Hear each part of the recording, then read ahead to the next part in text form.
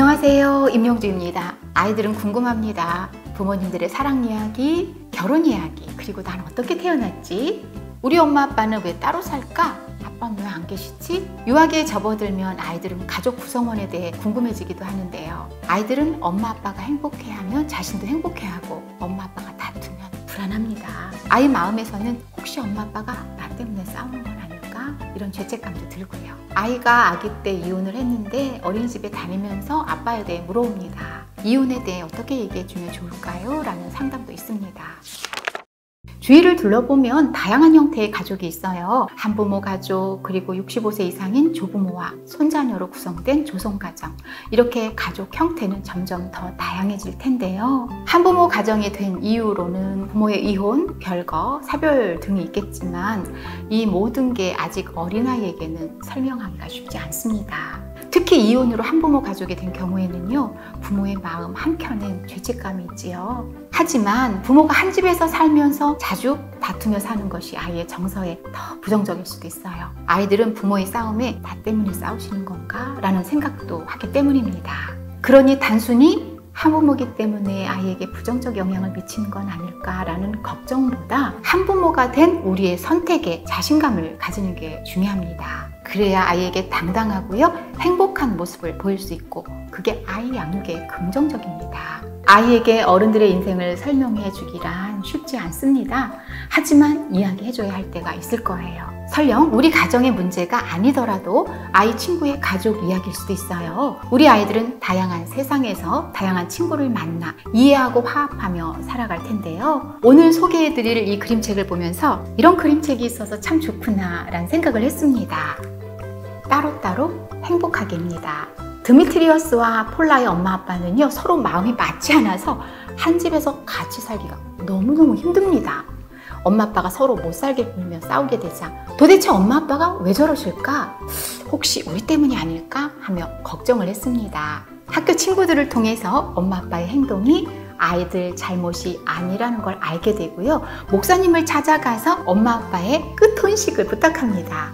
그림책을 더 살펴볼까요? 이 책의 표지에는요, 웨딩 케이크가 등장을 합니다. 웨딩 케이크를 잘랐을 때 당연히 이렇게 두 조각이 나겠지요. 그런데 가운데가 조금 더 갈라진 듯한 느낌이 듭니다. 웨딩 케이크를 함께 자른다는 건 행복의 출발이기도 하지만 한편 결혼을 해서 오래오래 행복할 수도 있고 그렇지 않고 이렇게 갈라질 수도 있다. 서로 떨어져 살 수도 있음을 보여주는 것 같은 그런 느낌의 그림책 표지 그림이었거든요.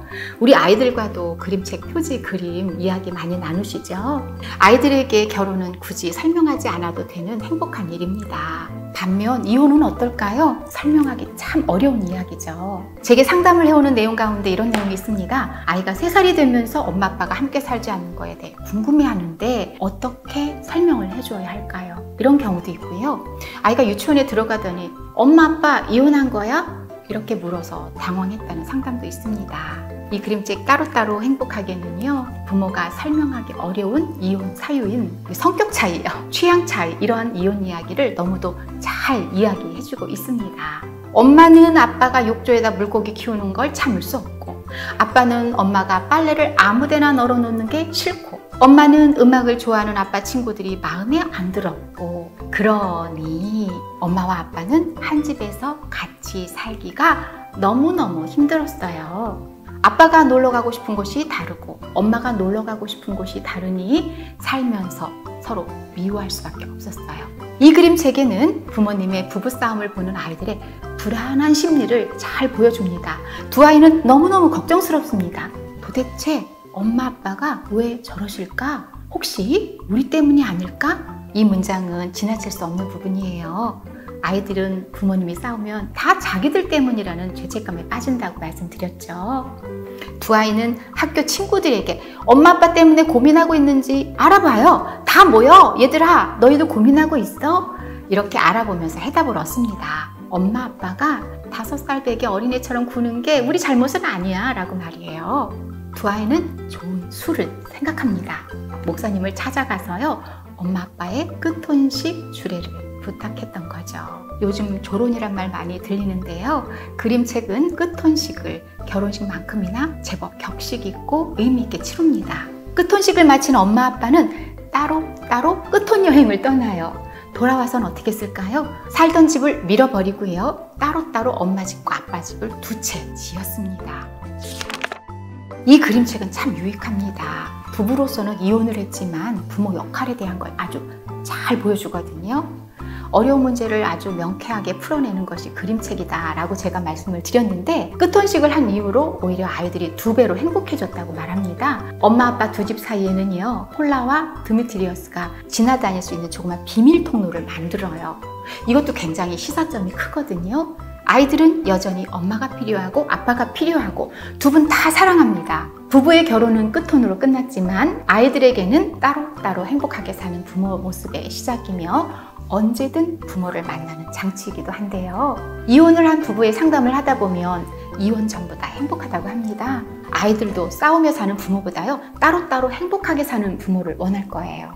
앞으로도 부모의 이혼에 대한 그림책이 정말 많이 나왔으면 좋겠습니다. 결혼이 선택이듯 이혼도 선택일 수 있고요. 그리고 갈등을 해결하는 모습을 좀 더 어른답게 보인다면 이혼은 결혼만큼 소중한 선택입니다. 이혼 가정이 다양한 가족 형태의 하나로 받아들여질 때 아이가 다양성 안에서 더 많은 걸 배우고 넓혀갑니다. 부모님이 서로 이혼해서 새로운 가정을 꾸린다 하더라도 아이들에게는 엄마와 아빠로 존재해야 하고요.